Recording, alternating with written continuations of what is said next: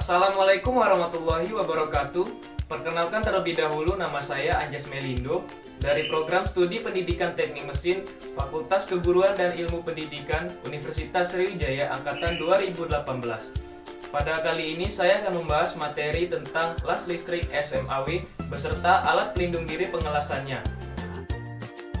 Pengelasan atau welding merupakan salah satu teknik penyambungan logam dengan cara mencairkan sebagian logam hidup dan logam pengisi dengan atau tanpa tekanan dan dengan atau tanpa logam penambah dan menghasilkan suatu sambungan yang kontinu. Pengertian las listrik SMAW atau Steel Metal Arc Welding merupakan sebuah proses penyambungan logam yang menggunakan energi panas untuk mencairkan benda kerja dan bahan pengisi. Energi panas yang dihasilkan oleh mesin las SMAW berasal dari lompatan ion listrik yang terjadi pada permukaan benda kerja dan ujung dari kawat elektroda. Pada proses pengelasan SMAW, jenis pelindung yang dipakai adalah selaput fluk yang terdapat pada elektroda. Fluk pada elektroda SMAW berfungsi untuk melindungi logam las yang mencair pada proses pengelasan berlangsung. Nah, fluk ini akan menjadi selek ketika sudah padat. Mesin las SMAW terdapat 3 jenis atau 3 tipe mesin las ini, yaitu yang pertama mesin las AC, mesin las DC, dan juga mesin las AC atau DC. Nah, semua jenis mesin las tersebut mempunyai keunggulan dan kelemahan masing-masing. Apabila kita memerlukan 2 jenis mesin las sekaligus, maka kita dapat membeli mesin las jenis AC atau DC. Tombol atau fitur yang ada pada mesin las yang pertama yaitu tombol on-off atau yang untuk menghidupkan dan mematikan mesin las. Yang kedua yaitu pengatur arus pengelasan. Yang ketiga yaitu pengatur voltase pengelasan. Yang keempat dan kelima yaitu kutub positif dan negatif untuk menghubungkan kabel elektroda dan kabel massa.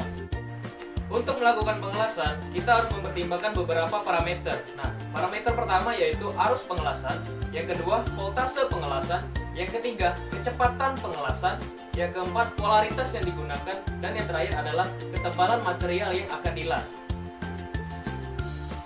Kabel elektroda. Kabel yang berfungsi untuk mengantarkan arus listrik dari mesin las ke holder atau elektroda yang akan membuat nyala busur listrik jika disentuhkan ke benda kerja. Pemegang kawat las atau holder. Holder berfungsi sebagai pemegang kawat las saat digunakan welder untuk mengelas sebuah produk. Holder harus terbuat dari bahan yang mempunyai ketahanan panas yang tinggi, karena pada saat proses pengelasan berlangsung, suhunya sangatlah ekstrim, bisa mencapai 2000 Celcius. Kabel massa.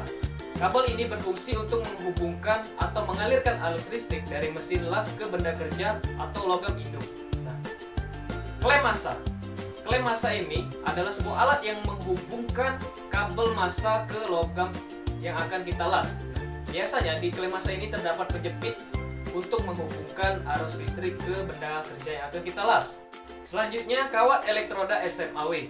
Kawat elektroda berfungsi sebagai penghubung arus listrik dan sebagai bahan tambah logam pengisi lasan.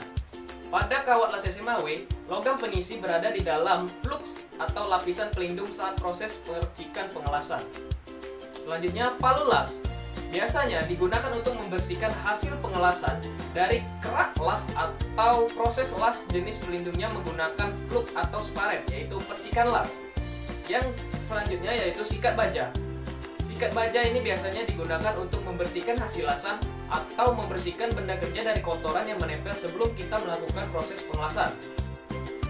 Alat selanjutnya yaitu tang. Nah, tang ini biasanya digunakan sebagai alat bantu pemegang benda hasil lasan yang panas atau berada pada temperatur yang tinggi.